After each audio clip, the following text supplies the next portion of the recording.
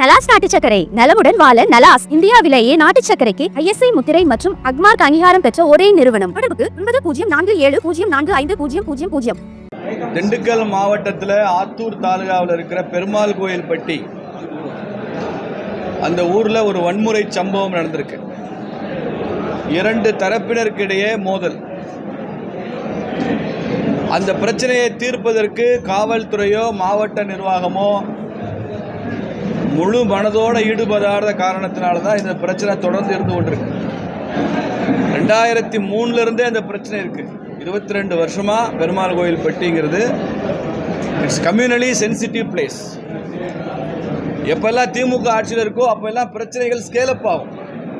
நான் இதே மாவட்டத்தில் RSSனுடைய மாவட்ட செயலாளராக பணியாற்றியிருக்கேன். திண்டுக்கல் மாவட்டத்தினுடைய RSS 87 92 வரைக்கும். அதில் அப்போது எம்ஜிஆர் அவர்கள் காலமான பிறகு திமுக ஆட்சி வந்த பிறகு தான் திண்டுக்கல்லில் நிறைய இந்த மாதிரி பிரச்சனைகள்லாம் வர ஆரம்பிச்சு. இது திமுகவோட வழக்கம். ஒரு இடத்துல 2 தரப்பினருக்கிடையே மோதல் வந்தால், பிரச்சனை வந்தால் அதை தீர்த்து வைப்பதற்கு பதிலாக அதை ஆற போட்டு வேடிக்கை பார்ப்பது, அதை கிள்ளி விட்டு வேடிக்கை பார்ப்பது, இந்த மாதிரி சக்திகளை திமுக அரசு முழுமையாக அதை அழிச்சொழிக்கணும். விஷம சக்திகளை வளரவிடக்கூடாது. அந்த இடத்துல இந்துக்கள் இருக்காங்க, கிறிஸ்தவர்கள் இருக்கிறாங்க. இது வழிபாட்டு உரிமை சம்பந்தப்பட்டது. அந்த இடம், அந்த பாதை, இதெல்லாம் யாருக்கு என்பதை பற்றி நீதிமன்றம் முடிவு செய்யட்டும்.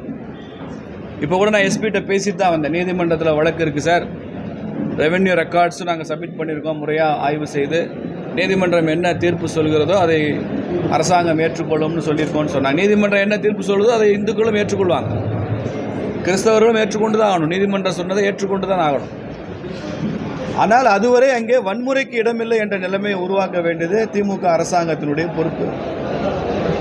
இன்றைக்கி 4 பேர் தாக்கப்பட்டு பலத்த காயங்களுடன் திண்டுக்கல் அரசு மருத்துவமனையில் அட்மிட் ஆகிருக்காங்க. அவங்கள இப்போ பார்க்க போகிறேன் நான். இதனால் ஒரு 7 பேர் மேலே எஃப்ஐஆர் போட்டிருக்காங்க. அந்த ஊரில் வன்முறை நடந்திருக்கு, 7 பேர் மேலே எஃப்ஐஆர் போட்டிருக்காங்க. இதுவரைக்கும் ஒருத்தர் கூட செக்யூர் பண்ணல அரசாங்கம். ஆனால் அவங்கெல்லாம் பாகிஸ்தான் தப்பிச்சு போயிட்டாங்களா, இல்லை பாஸ்போர்ட் விசா எடுத்து வேறு நாட்டுக்கு போயிட்டாங்களா? அந்த ஊரில் தான் இருக்கான்.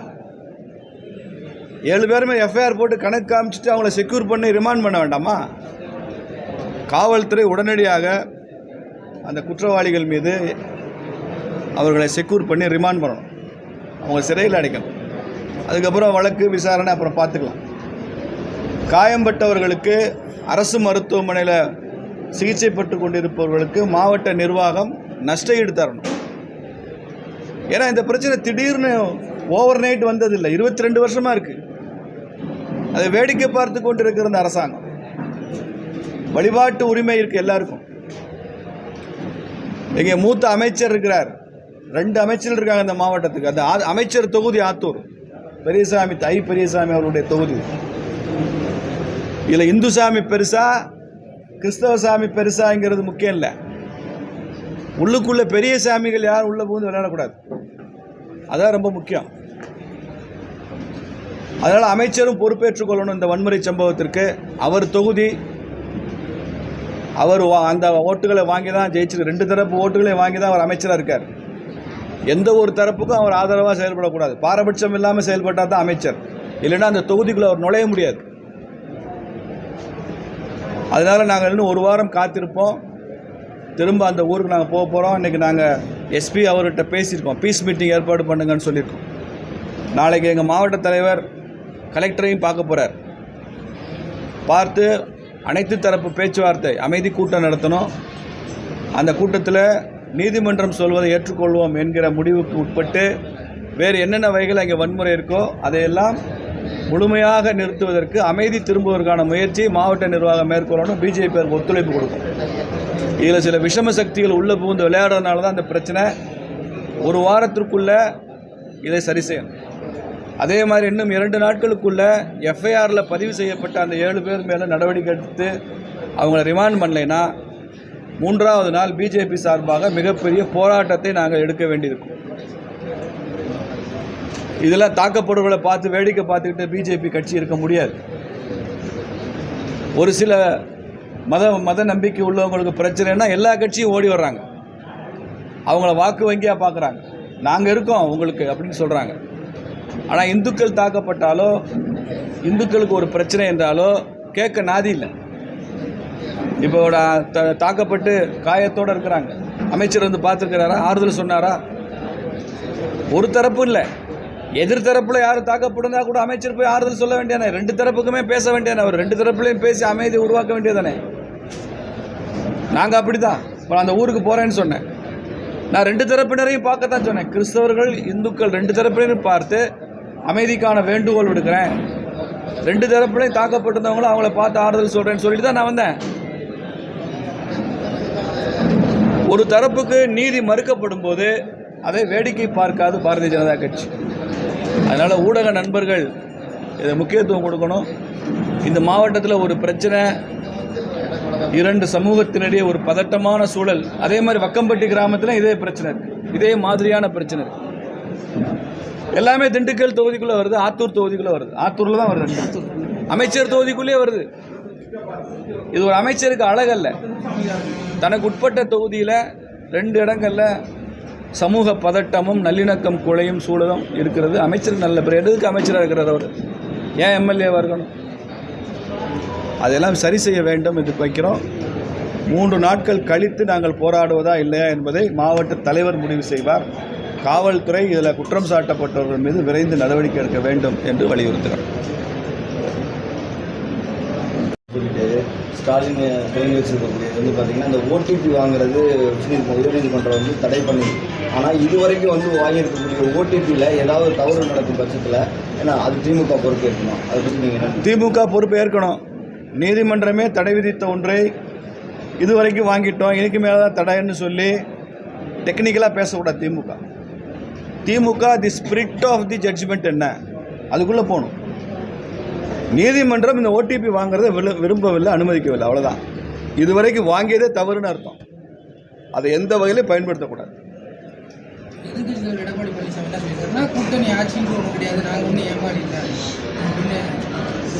சார், தமிழ்நாட்டில் சில பேர் இந்த கூட்டணியை எதிர்பார்க்கல. அதிமுகவுக்கும் இப்போ பிஜேபிக்கும் வலிமையான கூட்டணி வரும்னு எதிர்பார்க்கவே இல்லை. நீங்கள் நல்லா ஊடக நண்பர்கள் ரொம்ப என்னை விட உங்களுக்கு நினைவு அதிகம், ஞாபக சக்தி. நீங்கள் பார்த்தீங்கன்னா அந்த கூட்டணி வர்றதுக்கு முன்னால் திமுக 200 இடங்களில் வெற்றி பெறும்னு பேசிகிட்டு இருந்தாங்க. நான் சவால் விட்டு சொல்கிறேன், கூட்டணி வந்ததுக்கப்புறம் இப்போ 2 மாதத்துக்கு மேலே ஆச்சுன்னு நினைக்கிறேன், 3 மாதம் ஆச்சு அமித்ஷா அவர்கள் வந்துட்டு போய். என்றைக்காவது ஒரு அமைச்சர், ஒரு முதலமைச்சர், ஒரு எம்எல்ஏ இல்லை ஒரு பத்திரிக்கை திமுக 200 இடங்களில் ஜெயிக்கும்னு பேசுனீங்களா? எங்கேயாவது ஒரு இடத்துல செய்தி வந்திருக்கா? ஆனால் அந்த கூட்டணி சொல்கிறதுக்கு முன்னால் பல டிவி விவாதங்களில் 200 இடத்தை எப்படி பிடிக்கும் திமுகன்னு விவாதம் நடத்துனாங்க. ஊடகங்களில், சேனல்ஸில். திமுக ஆட்சிக்கு வருமா வராதான்னு விவாத பொருள் இல்லை, 200 இடம் வருமா வராதான்னு விவாதம். எப்படி? அப்போ இந்த கூட்டணி வந்த உடனே பயம் வந்திருக்கு. அப்போ இதை எப்படி நல்லிஃபை பண்ணுறது, இதை இல்லாமல் செய்வது எப்படின்னு இன்றைக்கி தீவிரமாக ரூம் போட்டு யோசிக்கிறாங்க திமுகவில். ஆங்காங்கே சில பேரை வச்சு அதை எப்படியெல்லாம் அதை பிரச்சனை பண்ணலான்னு நினைக்கிறாங்க. எங்களை பொறுத்தவரை இந்த கூட்டணி அமித்ஷா அவர்கள் உருவாக்கிய கூட்டணி. Chief architect of this alliance is honourable home minister Amit Shah. எங்கள் கட்சிக்கு அவர் தான் அல்டிமேட் லீடர். கூட்டணியை பொறுத்த மட்டும் அவர் என்ன சொல்கிறாரோ கேட்டுக்க போகிறோம். கூட்டணி ஆட்சின்னு சொன்னாலும் அவர் சொல்கிறது தான், தனியாக நின்னாலும் அவர் சொல்கிறது தான், வெளியில் இருந்து ஆதரவு அவர் சொல்கிறது தான், உள்ளே போய் ஆதரவு அவர் சொல்கிறது தான். எங்களுக்கு முடிஞ்சு போச்சு. அதிமுகவை பொறுத்த வரைக்கும் அவங்களுக்கு அல்டிமேட் லீடர் எடப்பாடியார். அவர் என்ன சொல்கிறாரோ அவங்க கேட்டுக்க போகிறாங்க. இதில் பிரச்சனையே இல்லை. இதில் ஒரு விஷயம் நான் சந்தோஷப்படுறேன். இப்போ அதிமுக தனியாக ஆட்சி அமைக்குமா, பிஜேபி கூட்டணியில் இருக்குமா, முதலமைச்சரா துணை முதலமைச்சரா எத்தனை அமைச்சர்லாம் நீங்கள்லாம் பேசுனதுனால இப்போ ஒரு விஷயம் மக்களுக்கு ரொம்ப தெளிவாக தெரிஞ்சு போச்சு. திமுக மறுபடியும் ஆட்சிக்கு வராதுன்றது முடிவாயிடுச்சு. இப்போ அது கிளியர் ஆகிட்டாங்க. பெர்செப்ஷன் பாலிட்டிக்ஸில் பிஜேபி ஜெயிச்சிருச்சு. பெர்செப்ஷன் பாலிட்டிக்ஸ்னால் ஒரு பார்வை அரசியலில் இன்றைக்கி நாம் ஜெயிச்சிருக்கோம். திமுக தான் வரும்னா இந்த கேள்வியை திருப்பி திருப்பி நீங்கள் கேட்க வேண்டிய அவசியமே இல்லையா? யார் ஆட்சி, கூட்டணி ஆட்சியா, எடப்பாடி தான் சிஎம்மா இல்லையா, இப்படி கேட்க மாட்டீங்க. நீங்களே முடிவு செஞ்சுட்டீங்க, மக்களும் முடிவு செஞ்சுட்டாங்க, டிஎம்கே இல்லை அப்படின்னு முடிவாயிடுச்சு. அது எனக்கு மகிழ்ச்சி தான். போஸ்ட் எலெக்ஷன் டிஸ்கஷன், தேர்தலுக்கு பிந்தைய விவாதங்களை, கருத்துக்களை தேர்தலுக்கு முந்தையே பேச வேண்டிய அவசியம் இல்லைங்கிறத என்னுடைய பாயிண்ட். முன்னாலே பேச வேண்டிய அவசியம் இல்லை. பிள்ளை பெற்றதுக்கப்புறம் பேர் வைக்கலாம். எலெக்ஷனில் வெற்றி அடைஞ்சு ஆட்சியில் உட்கார போகிறோம், திமுக அகற்ற போகிறோம். அதுக்கப்புறம் அது எப்படிப்பட்ட ஆட்சின்னு முடிவு செய்யணும். அது எடப்பாடியார் அவர்களும் அமித்ஷா அவர்களும் சேர்ந்து முடிவெடுக்க போகிறாங்க. அவங்க 2 பேரும் பேசிக்கிற போகிறாங்க. அவங்க 2 பேரும் பேசுகிறத அமித்ஷா சொன்னால் நாங்கள் கேட்டுக்க போகிறோம், எடப்பாடியார் சொன்னால் அதிமுக கேட்டுக்க போகுது. இதில் உங்களுக்கு என்ன, யாருக்குமே எந்த பிரச்சனையும் இல்லையா? திமுகவை அகற்ற வேண்டும் என்பதில் எடப்பாடியார் வேற கருத்து சொல்கிறாரா, பிஜேபி வேற கருத்து சொல்லுதா? இல்லையா சார், மேட்ரு அது கிடையாது சார். அமித்ஷா வந்தப்ப என்ன சொன்னாருனாக்கா, கூட்டணி ஆட்சி தமிழகத்தை பொறுத்த வரைக்கும் கூட்டணி ஆட்சி தான் அப்படின்னு சொல்லி சென்னையிலும் சொன்னார், மதுரையிலும் திரும்பி போயிருக்காரு. ஆனால் எடப்பாடி என்ன சார் திரும்ப அதே கேள்வி கேட்குறீங்க நீங்கள். அதுக்கு என்னோட பதில், நாங்கள் தனிப்பட்ட முறையில் தான் நாங்கள் ஆட்சி அமைப்போம். அதையே தான் சார் நானும் சொல்கிறேன். திரும்ப நீங்கள் கேட்டாலும் அதே தான் என் பதில். திரும்ப கேட்டாலும் அதே தான் பதில். தேர்தல் முடிந்த பின்பு 2 தலைவர்கள் தான் முக்கியம். அவங்க தான் கூட்டணியை உருவாக்கின தலைவர்னு நான் சொல்லியிருக்கேன். அந்த பக்கம் எடப்பாடியார், இந்த பக்கம் அமித்ஷா. அவங்க 2 பேரும் பேசி தான் முடிவெடுக்க போகிறாங்க. எடப்பாடியார் சொல்கிறத அமித்ஷா கேட்டுக்க போகிறாரு, அமித்ஷா அவர்கள் சொல்கிறத எடப்பாடியார் கேட்டுக்க போகிறாரு. அவங்க 2 பேரும் சொல்கிறத 2 கட்சியும் கேட்டுக்க போகுது. இதில் என்ன ஒரு குழப்பம் இல்லை. எது கூட்டணி ஆட்சி அமைக்கிறது? சரி, நான் தெளிவாக சொல்கிறேன். அமித்ஷா சொன்னால் கேட்டுக்க போகிறேன் சார். அமித்ஷா என்ன சொன்னார்? தேசிய ஜனநாயக கூட்டணி ஆட்சினார்ல, அந்த வார்த்தையை தான் நாங்கள் இந்தியாபுரம் பயன்படுத்தோம். இப்போ உதாரணமா சார், அது மேட்டர் கிடையாது சார். எடப்பாடி பழனிசாமி சொல்ல, நாங்கள் தனிப்பட்ட முறையில் தான் அதிமுக தான் ஆட்சி அமைப்போம்னு சொல்றாரு. சொல்லட்டும், ஆட்சியும் கிடையாது. அவர் சொல்லட்டும், அவர் கட்சி அவர் சொல்லட்டும். அமித்ஷா அர்த்தம் இல்லாமல் வருது. அதுல பிரச்சனை இல்லை. அதுக்கு எங்களுக்கு அதை எந்த பிரச்சனையும் நாங்கள் பார்க்கல. நீங்க ஏன் பிரச்சனையா பாக்குறீங்க? இல்லையே, எங்களுக்கு அது பிரச்சனை இல்லையே. நாங்க ஜெயிச்சதுக்கு அப்புறம் அமித்ஷா அவர்கள் வழிகாட்ட போறாரு. எங்களுக்கு இத்தனை எம்எல்ஏ இருக்கீங்க. ஜெயிச்சதுக்கு பின்னாடி 2வது விஷயம் சார். ஆமா, ஜெயிச்சதுக்கு அப்புறம் தான் பேசுறேன் சார். அவர் சொல்லியிருக்காரு சார். அவரு அமித்ஷா தெளிவா சொல்லியிருக்கிறாரு சார். இந்த கேள்வி ஆட்சி அமைக்கும் சொல்லி இப்போ நாங்க என்ன செய்யணும்? நீங்க வழிகாட்டுங்க சார். நீங்க சொல்றத கேட்க சார். நான் மீடியா சொல்றத கேட்கறதா, அமித்ஷா சொல்றத கேட்கறதா? நாங்க வழிகாட்டு, நாங்க ஆள் கிடையாது. வேற என்ன சொன்னதுக்கு எடப்பாடி மறுப்பு சொல்றாரு. அவர் தெளிவா சொல்றாரு. இது வாதத்துக்காக நீங்க பேசுறீங்க. நான் தெளிவா சொல்றேன். எலெக்ஷன் நடக்கும், திமுக ஆட்சியிலிருந்து அகற்றப்படும். இது எடப்பாடிக்கு வேற கருத்து, அமித்ஷாக்கு வேற கருத்து இருக்கான்னு கேட்கறேன். இல்ல, தேசிய ஜனநாயக கூட்டணி ஆட்சி அமையும் சொல்றோம். நான் பல விவாதங்களில் சொல்லியிருக்கிறேன், மீடியாவில் சொல்லியிருக்கிறேன். பிஜேபியோட பழக்கம் என்பது என்டிஏன்னு சொல்கிறது தான் பிஜேபியோட பழக்கம். இப்போது மகாராஷ்டிராவில் பிஜேபி தனியாக ஆட்சி பண்ணுது. நாங்கள் அதை பிஜேபி ஆட்சின்னு சொல்கிறது இல்லை, என்டிஏ கவர்மெண்ட் தான் சொல்கிறோம். இப்போ கூட நீங்கள் கேரளாவுக்கு போங்க, அந்த கட்சியில் என்டிஏ, எல்டிஎஃப், யூடிஎஃப் இப்படி தான் பேசுவான். கேரளாவில் பிஜேபி தொண்டை பிஜேபி, எல்டிஎஃப், யூடிஎஃப்னு பேச மாட்டான். தமிழ்நாட்டு அரசியல் அந்த போக்குலேருந்து விருப்பட்டு இங்கே கட்சி ரீதியாக பார்க்குற அடையாளம் இங்கே இருக்குது. மற்ற மாநிலங்களில் கூட்டணியாக பார்க்கிற அடையாளங்கள், அமைப்புகள் அங்கே இருக்கு. அவ்வளோதான் வித்தியாசம். இப்போ கேரளாவில் மார்க்சிஸ்ட் கட்சி அரசாங்கம் பண்ணது நம்ம சொல்லுவேன். நீங்கள் கேரளாவில் போனீங்கன்னா மார்க்சிஸ்ட் கட்சியை இது எல்டிஎஃப் கவர்மெண்ட்டுன்னு சொல்லும். புரியுதா உங்களுக்கு? அவர் தான் சிஎம். ஆனால் மார்க்சிஸ்ட் கட்சி அரசாங்கம் சொல்ல மாட்டாங்க, எல்டிஎஃப் கவர்மெண்ட்டுன்னு சொல்லுவாங்க. காங்கிரஸ் வந்தால் யூடிஎஃப் கவர்மெண்ட்னு சொல்லுவாங்க. நம்ம இங்கே உட்காந்துட்டு எங்கள் காங்கிரஸ் ஆட்சி, கம்யூனிஸ்ட் ஆட்சின்னு சொல்லுவோம். இது ஆல் இண்டியா பாலிடிக்ஸோட பழக்கம். அமித்ஷா அவர் என்ன சொல்கிறாரோ கேட்டுக்க போகிறோம். எலெக்ஷனுக்கு அப்புறம் தான் முடிவாகும். அதனால் இப்போ எங்களுக்கு இதில் பதட்டம் இல்லை. எங்களுக்கு இன்னும் சொல்ல போனால் நீங்கள் இதை அதிகமாக பேச நான் சந்தோஷப்படுறேன். ஏன்னா நீங்கள் திமுக வராதுன்னு முடிவு பண்ணி தான் இந்த கேள்வி கேட்குறீங்க. அதனால் இதே கூட்டணியில் தான் சார் எடப்பாடி தலைமையேற்றதுக்கப்புறம் பல தோல்விகள் அடைஞ்சிருக்கு. எந்த கூட்டணி? பாஜக, அதிமுக, எடப்பாடி கூட்டணிக்கு பண்ணாடி இதே கூட்டணி தோல்வி அடைஞ்சு அப்படி எப்படி 2026 ஆட்சி அமைப்புன்னு சொல்றீங்க? ஏன் என்ன தோல்வி அடைஞ்சிருக்கு? நீங்கள் தொடர்ந்து 10 ஆண்டு காலம் அதிமுக ஆட்சியில் இருந்ததுக்கப்புறம் ஆட்சி இழந்திருக்காங்க. 10 வருஷம் ஆட்சியில் இருந்ததுக்கப்புறம் ஆட்சி இழந்திருக்காங்க. அவ்வளோதானே? 2 டேர்ம். அப்போ நீங்கள் திமுக 2வது டைமே வந்தது இல்லையா? திமுக ஆட்சி எப்போ சரியில்லை? திமுக 2வது முறை ஆட்சிக்கு வந்திருக்குன்னு ஒன்று சொல்லுங்க. இது வரைக்கும் டிஎம்கே 2nd டைம் கவர்மெண்ட் வந்திருக்கா சார் தமிழ்நாடு? ஜெயலலிதா அம்மாவை விட அதிக சீட் எடப்பாடி வாங்கியிருக்காரு சார். ஜெயலலிதா அம்மா எதிர்கட்சி தலைவராக இருக்கிறப்ப எத்தனை சீட் ஜெயிச்சு எதிர்கட்சி தலைவராக வந்தாங்களோ அவங்கள விட அதிக சீட்டு தான் அதிமுக வாங்கியிருக்கு.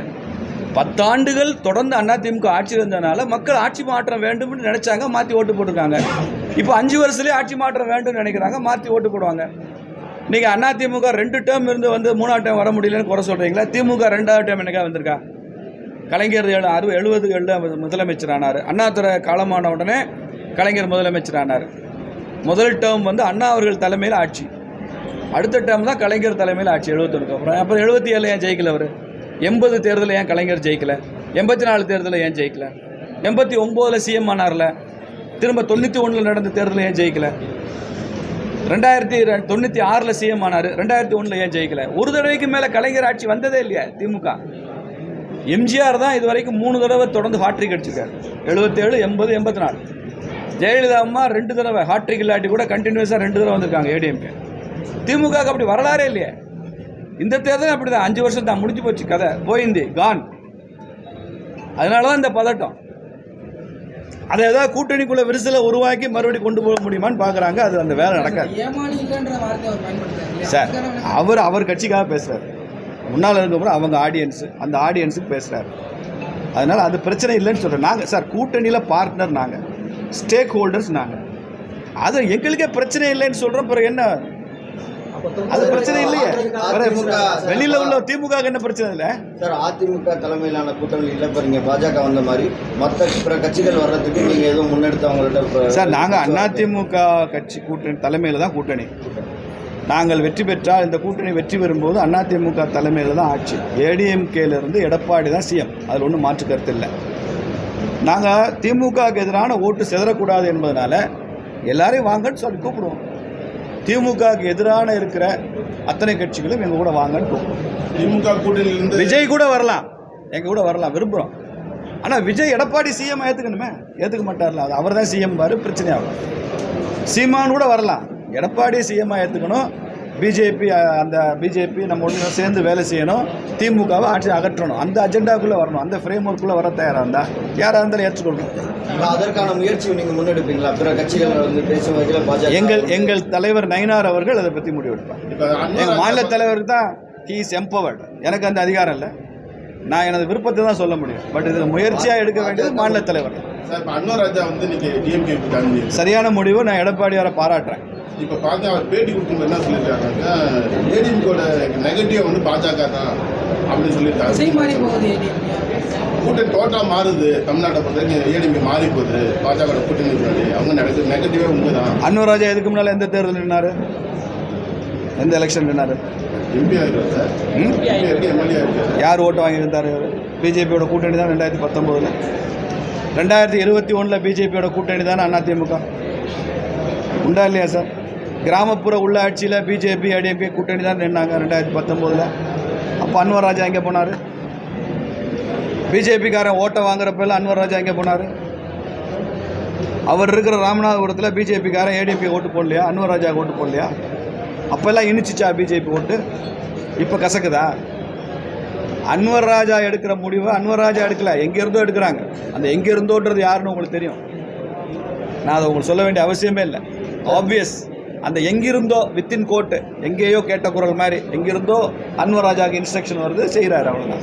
சார், இப்போ அதிமுக விட்டு அன்வர் ராஜா வெளியே போனோட்டையும் போய் ஒரு சிஎம்ஐ பார்த்து சேர்ந்து திமுக பார்த்து சேர்ந்தார். அடுத்த அரை மணி நேரத்தில் பார்த்தீங்கன்னா சிஎம் வந்து பார்த்தீங்கன்னா இப்போ அப்போலோவில் அட்மிட் ஆகிட்டார். அவருடைய சார், தனிப்பட்ட ஒருத்தருடைய உடல்நிலையும் அரசியல் சம்மந்தப்பட்டது. சிஎம்னு வந்தாச்சுன்னா அவர் எனக்கு சிஎம் தான், ஸ்டாலின் அவர்கள் எனக்கும் சீஃப் மினிஸ்டர் தான், அவங்களுக்கும் சீஃப் மினிஸ்டர். அதனால் உடல்நிலை சரியில்லை, மருத்துவமனையில் இருக்கிறாரு. அவரை விரைவில் குணமடையணும்னு தான் நாங்கள் ப்ரேயர் பண்ணுவோம், பிரார்த்தனை பண்ணுவோம். அவருக்கு பிரார்த்தனை நம்பிக்கை இல்லாமல் இருக்கலாம், நான் அவர் விரைவில் குணமடையத்தான் பிரார்த்தனை பண்ணுவேனே தவிர உடல்நிலையை வச்சுக்கிட்டு அரசியல் பேசுகிற அளவுக்கு பிஜேபி.